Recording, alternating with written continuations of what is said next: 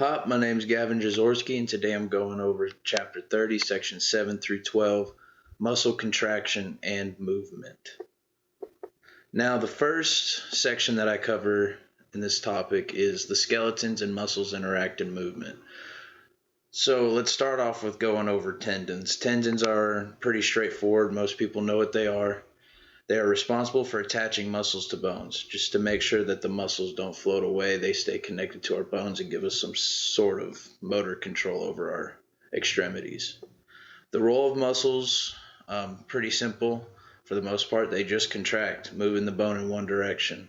A lot of muscles have antagonist muscles. Pretty much when one contracts, another muscle contracts to bring it back to its resting position.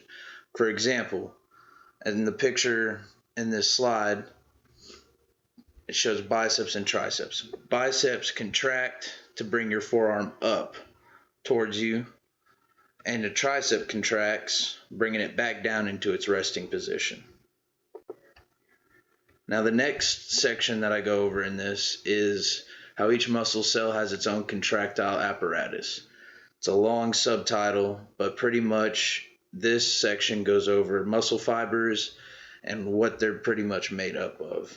Now, a muscle has a ton of muscle fibers, and these muscle fibers consist of single long cylindrical cells that have many nuclei. Now, within these muscle fibers, as you can kind of see in the picture to the right, and it's kind of hard to see, so I'll kind of bring it up. Sorry, I've got an example, got some notes over these slides, so bear with me.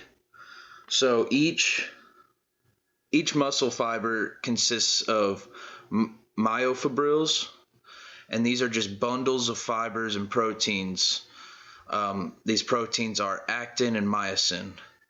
Now the sarcomere, which is pretty much what's in between each of these blue lines that you see right here, the Z line, the light band, and the dark band, the sarcomere consists of all of them. The sarcomere consists of a thin filament, which acts as the actin acid, and the thick filament, which is the myosin acid. So in each, between these bands, the thick filament is the dark band, the light bands consist of the Z bands or the Z lines, and the thin filament. In section 39, talk about the function of the sarcomere and the function of each filament.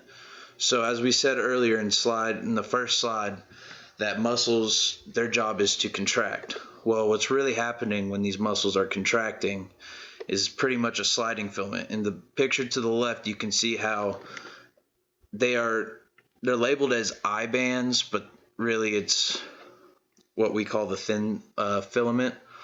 Those are separated. So when say your arm's at rest and it's just hanging there, well, the thin lines in the sarcomere in your biceps are spread apart, but the ones in your triceps, since it's contracting and shortening that muscle, they're close or overlapping. The myosin is the engine of this, so pretty much what this means is that it is the energy source for which these thin filaments can rub against each other and slide over each other.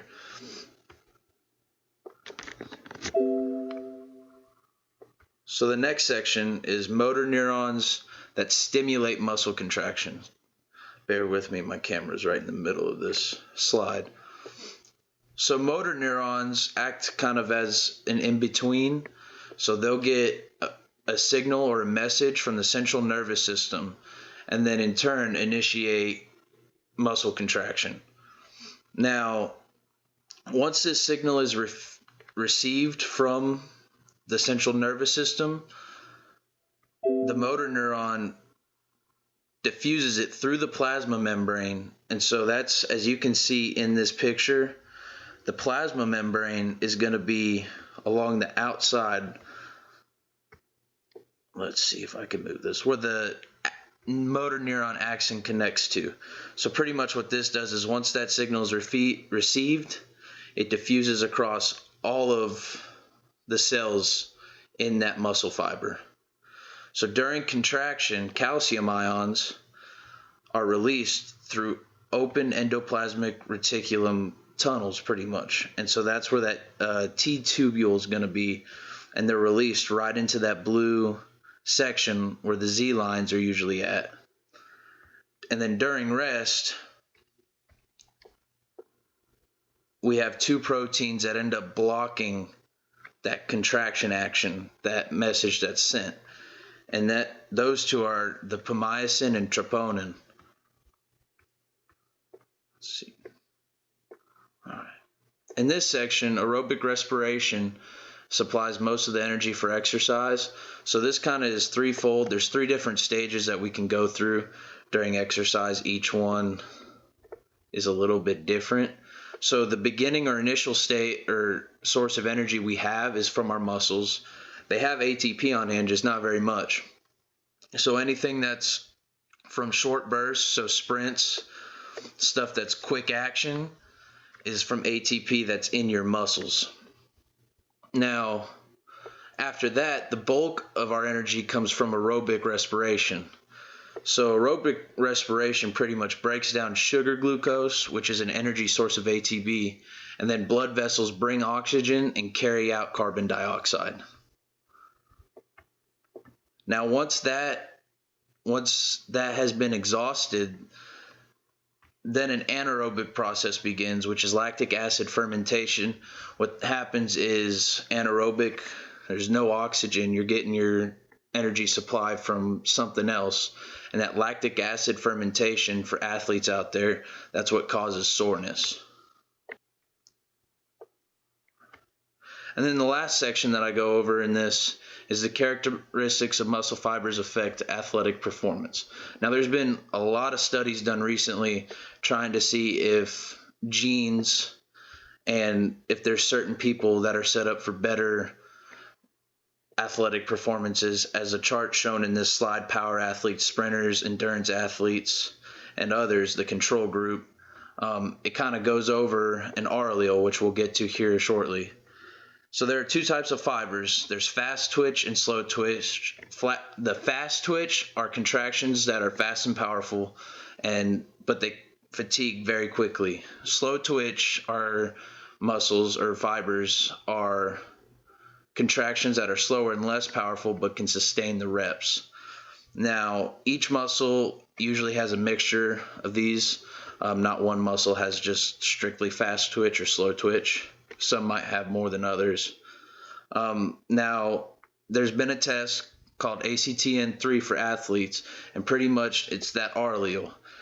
They did a test to predict whether an individual has advantages based on if they possess at least one R allele.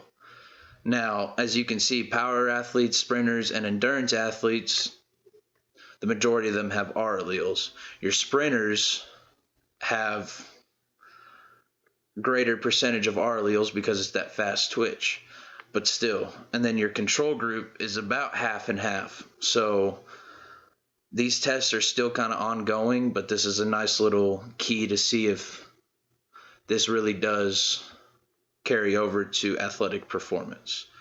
And my last slide is just the table of contents, where I got my pictures from, and my information is mainly from the book. Didn't really go outside that source. Hope y'all have a great day, and thank you for watching my presentation.